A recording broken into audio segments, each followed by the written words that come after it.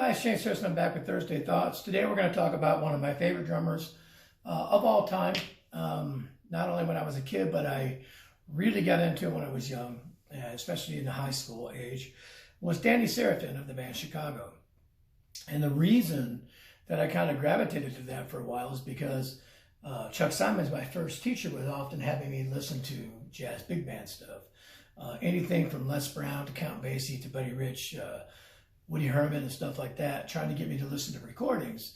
And I got to where I really liked that big band sound with horns. And of course, Chicago was one of those bands that had horns and kind of at that era had blended a little bit of that freedom of the jazz with pop and rock.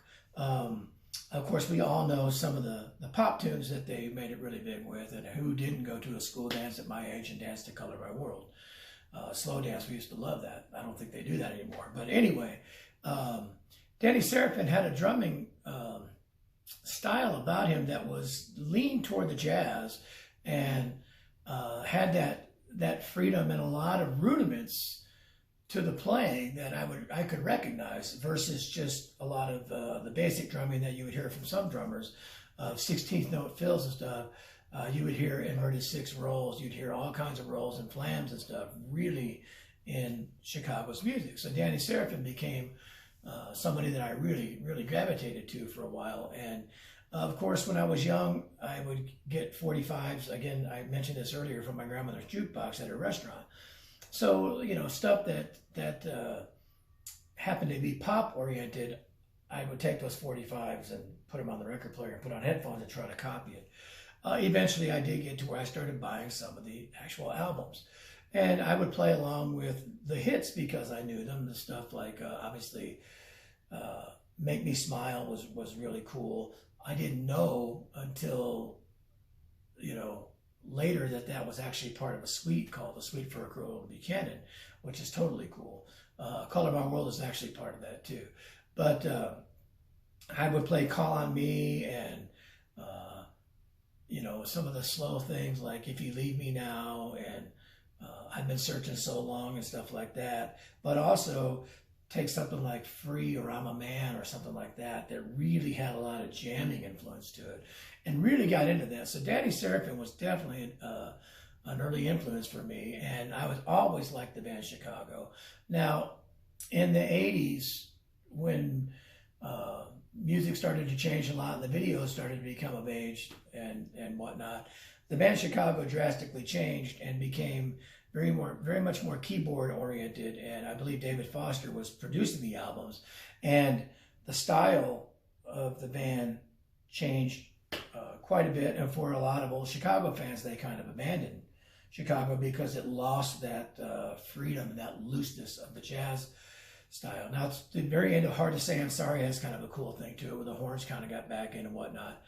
And that was also the transition where eventually Peter Cetera left the band and they replaced him with Jason Sheff, and did a great job. And eventually Danny Seraphine was either left the band and was voted out, whatever story you hear or whatnot.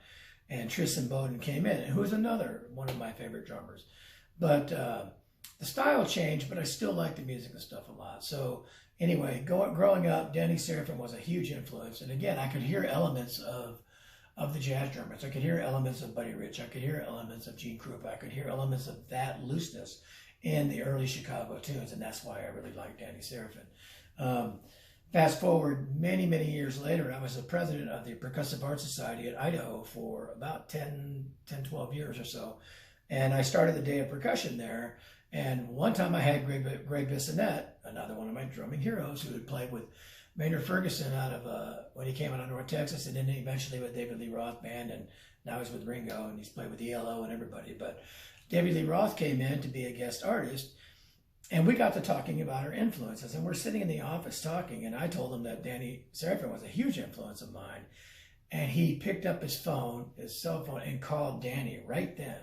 I said, and Danny answered the phone. I said, hey, this is Greg. I'm doing an Idaho Day of Percussion. This guy here says you're one of his heroes, and hands me the phone. So I get to talk to Danny Seraphine for a second, and I basically said, hey, I'd love to have you come out and do a Day of Percussion. He said, yeah, let's see if we can make it work out or something like that, you know.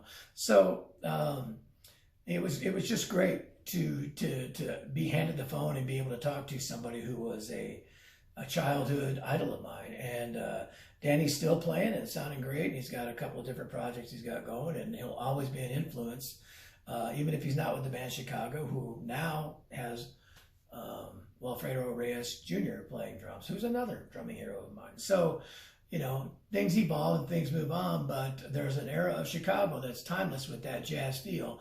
And Danny Seraphine was a huge part of that, and therefore a huge influence on me. So short and sweet, but Danny Seraphine, amazing drummer.